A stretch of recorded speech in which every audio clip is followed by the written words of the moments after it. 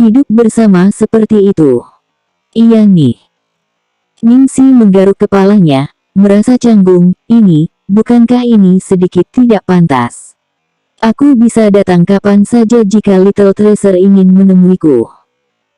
Lu Tingqiao memijat alisnya dengan lelah. Ada terlalu banyak faktor yang tidak diketahui, terutama di malam hari. Akan terlalu berbahaya jika kita memiliki situasi darurat, dan kamu melaju cepat di sini dengan sepedamu lagi. Dengan identitas saya, tidak nyaman untuk terus membawa Little Tracer berkunjung juga. Saya tahu permintaan ini menempatkan Anda di tempat. Sebagai ayah Little Tracer, saya masih ingin mengajukan permintaan ini kepada Anda. Saya harap Anda bisa setuju. Ningsi mulai merasakan sakit kepala. Dia pasti akan berbalik dan pergi jika Lu Tingqiao menggunakan kekuatannya untuk memaksanya.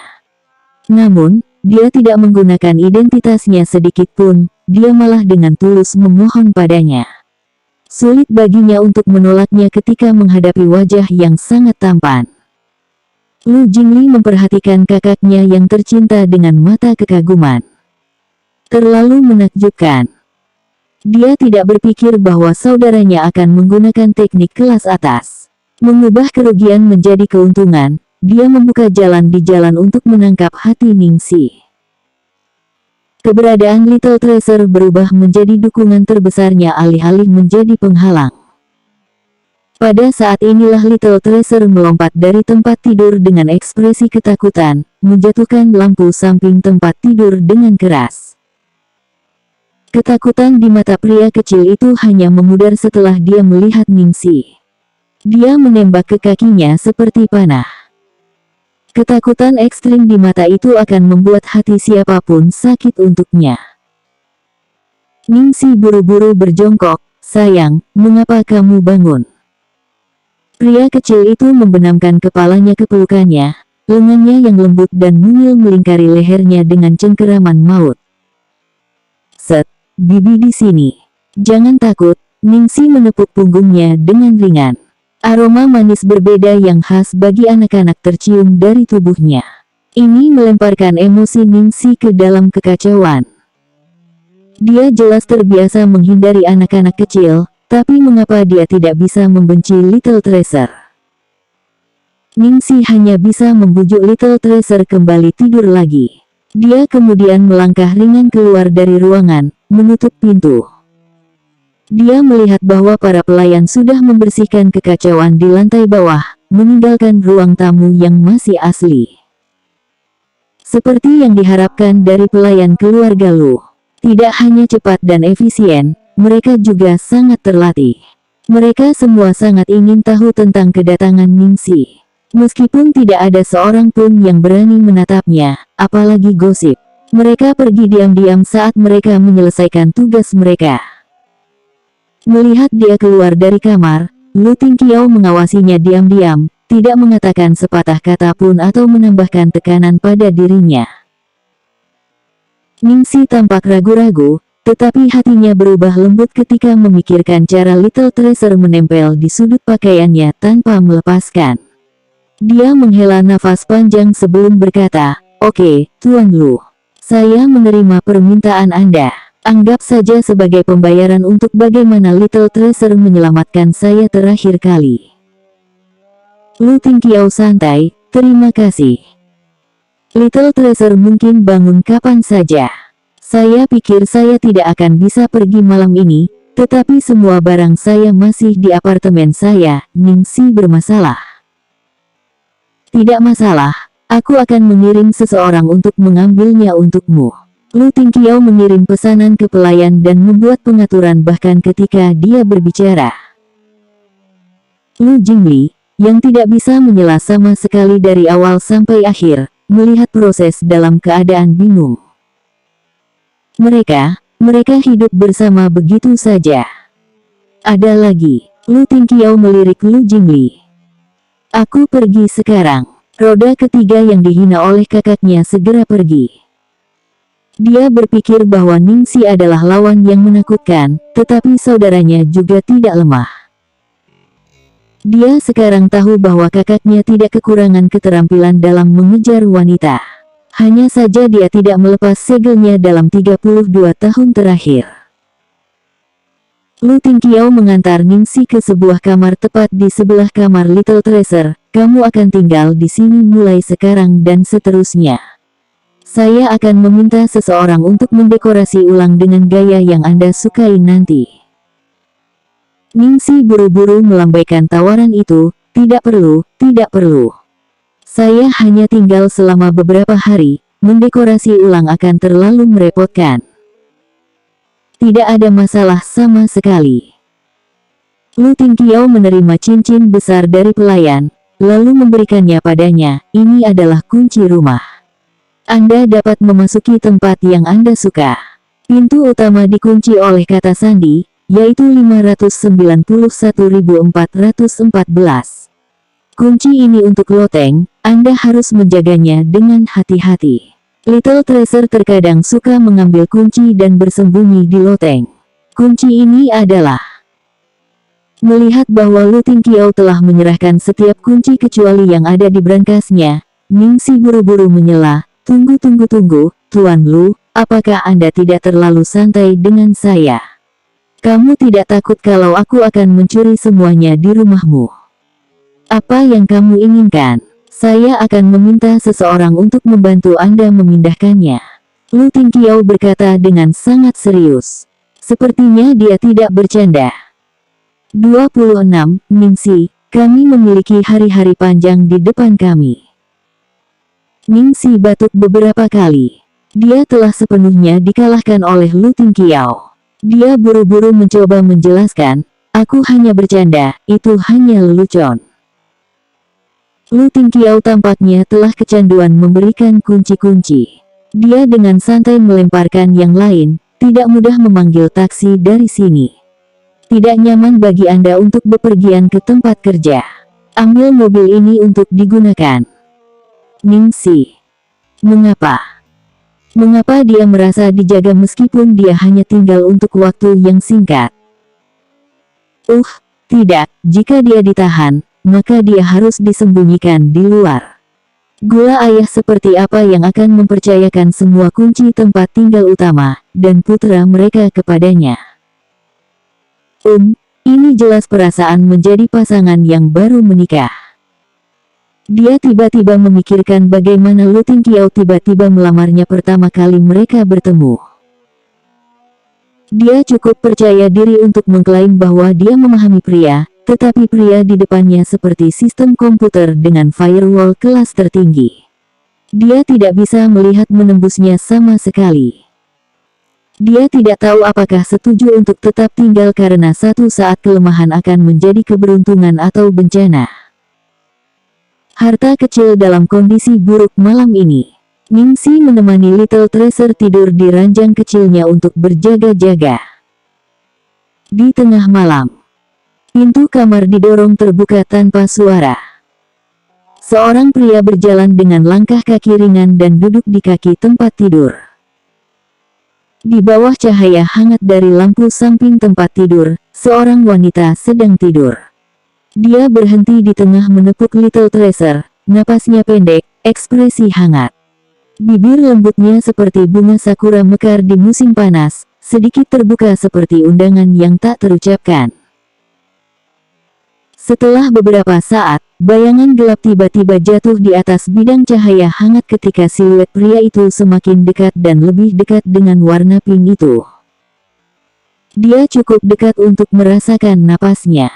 Ketika dia bisa meraih untuk mengambil hadiahnya hanya dengan gerakan sekecil apapun, dia tiba-tiba memaksa dirinya untuk berhenti.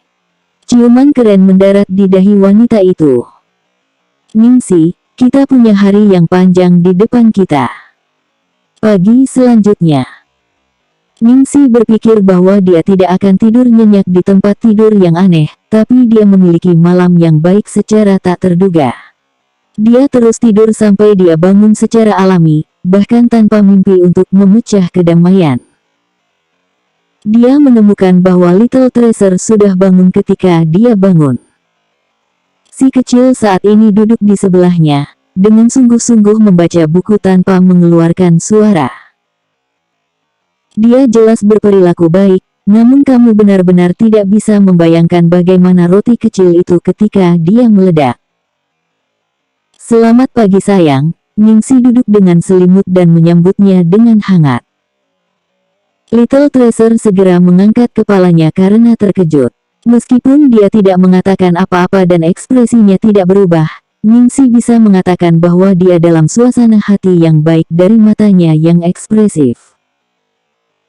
Merasa lucu, Ningsi menjentikkan rambut yang tersesat dari dahi roti kecil. Bibi tidak punya pekerjaan hari ini. Saya bisa menemani Anda di rumah sepanjang hari. Mendengar itu, si kecil jelas menjadi lebih bahagia. Dia bahkan sedikit mengangkat sudut mulutnya. Hati Ningsi hampir berdarah karena kelucuan. Dia tidak bisa menahan diri meraih pipi kecilnya dan menggosok. Sayang, lebih banyak tersenyum, kamu terlalu manis ketika kamu tersenyum. Setelah mandi, mereka menuju ke bawah untuk mencari sarapan yang sudah disiapkan. Ningsi tidak melihat Lu Tingqiao. Pramugari dan pelayan tidak menyebutkan perlu menunggu dia makan, jadi Ningsi menyimpulkan bahwa dia sudah pergi bekerja. Setelah sarapan, Ningsi agak khawatir tentang cara merawat anak. Apa yang akan dia lakukan jika dia tidak merawatnya dengan benar? Namun, semua kekhawatirannya sia-sia. Di pagi hari, dia membaca naskah sambil berkemah di sofa. Little Treasure tergeletak di atas meja di samping, baik membaca atau menggambar. Keduanya tidak saling mengganggu dan rukun. Para pelayan hanya muncul sekali untuk mengantarkan makanan ringan dan buah-buahan dengan gerakan yang sangat ringan, seolah takut mengganggunya.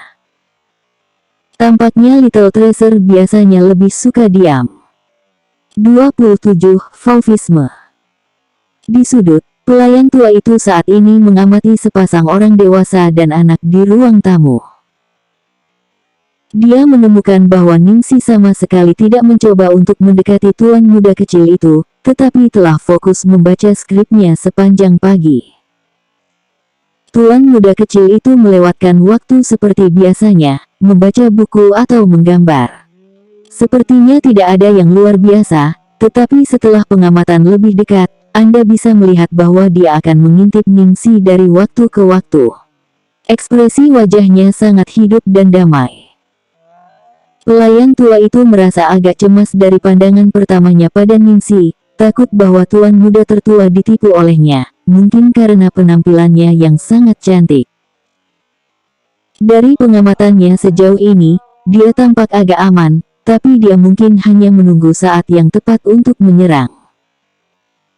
Ada begitu banyak wanita yang mengamati posisi Nyonya Lu dan mencoba memikirkan segala macam cara untuk menjadi ibu tiri Little Treasure.